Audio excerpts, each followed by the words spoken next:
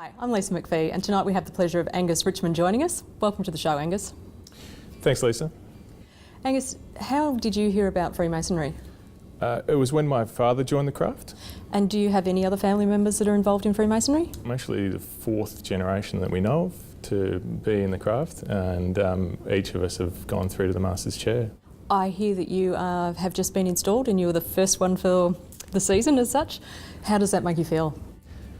Excellent. It's a culmination of 7 years leading up to that point, and very powerful thing indeed. To have your father put you into the chair and obligate you is a wonderful thing. So when did you join Freemasonry? Approximately 7 years ago. Over that 7 years, how have you found that Freemasonry has broadened your horizons? It's changed me completely. I never had the ability to talk in front of people, more than two people in a room, and I was extremely nervous, to the point that I'd freeze and not be able to talk at all. Freemasonry has given me the ability to hold conversations in large groups, present topics, and join in conversations no matter who the people are, what station in life they are, anything from CEOs all the way through. And do you enjoy the ritual work as well and the ceremony of it? Absolutely. It's like theatre to me. It's learning lines and those things gives me the ability to practice the delivery of information and present confidently. And how do your friends, are they curious about what you do? Are they a little bit dubious, or how do they feel about it?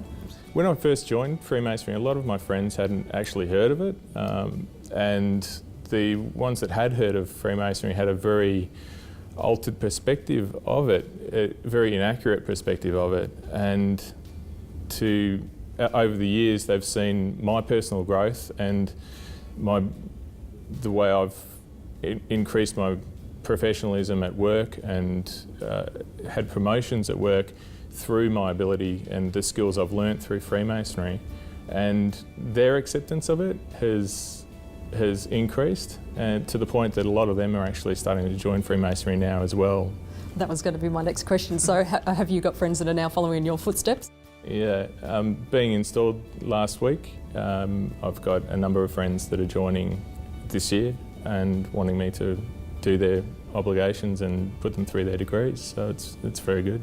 That's a very exciting thing. So how does that make you feel? Like you've obviously met quite a few people through Freemasonry, made friends, but now your friends are following you. So how does that sort of make you feel? The sense of community in Freemasonry is amazing. It's a bond between brothers, men, that you don't tend to get in general community. So I can rely on people. If I ask them to do something, then I can trust that they'll do it. And if I need mentoring in anything, then that mentoring is there, and that advice. There's not many places that you can be in a group of guys from the age of 18 through to 100 and ask advice and get honest opinions back. And that resource is amazing. There's not a situation that I could foresee that I would be going through that somebody in the lodge wouldn't have already previously been through. And having those people to mentor you and take you through both good and bad times is an amazing thing. People's perception of Freemasonry is it tends to be an old man's club, and obviously there is an older generation through Freemasonry. Do you find that a good wealth of knowledge to tap into? Absolutely. The ability to lock into that wealth of knowledge and get mentoring and get advice is something you can't get from a group of peers that your own age, because obviously a lot of us have been through a number of things, but you've got that wealth of knowledge from that only experience can give you, yeah. Obviously you're very involved with your own lodge at the moment. Which lodge is that? The Hearts of Oak Lodge down in Brighton. And Do you get involved in any of the community side of things or the fundraising or anything like that? Yeah, within the district we do a lot of things. Hearts of Oak is a seafaring lodge. It was founded by a number of guys that were members of the Royal Brighton Yacht Club. Tell a story of a night that was particularly stormy, and they were at lodge and they decided they needed to go down and check on their boats.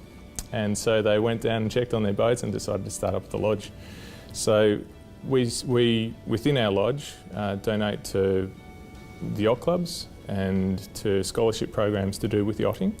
But then in the wider community, we also donate to the district fundraising, anything from providing buses for community organisations to utes for op shops and those sorts of things as well. The fundraising that we do, we walk each year in the Relay for Life for the Anti-Cancer Council, and I've also enjoyed collecting for the Good Friday appeal.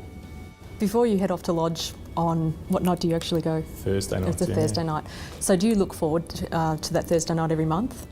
Absolutely, it's a chance to meet all the guys and have a chat, and the sense of community, as I said, and also that anticipation of being able to present some work in the lodge room itself. It's it's exciting. Have you had the opportunity to visit a lot of other lodges through your time? Yeah. A lot, and that's one of the very good things about Freemasonry is that on a night that you may not have anything on but want to do something, there's always a lodge out there to visit, and you're always welcomed into any lodge room that you walk into at any time. Well, thanks very much for coming in tonight, Angus. It's been an absolute pleasure having you and hearing your stories about Freemasonry, and we wish you all the best. Thanks a lot.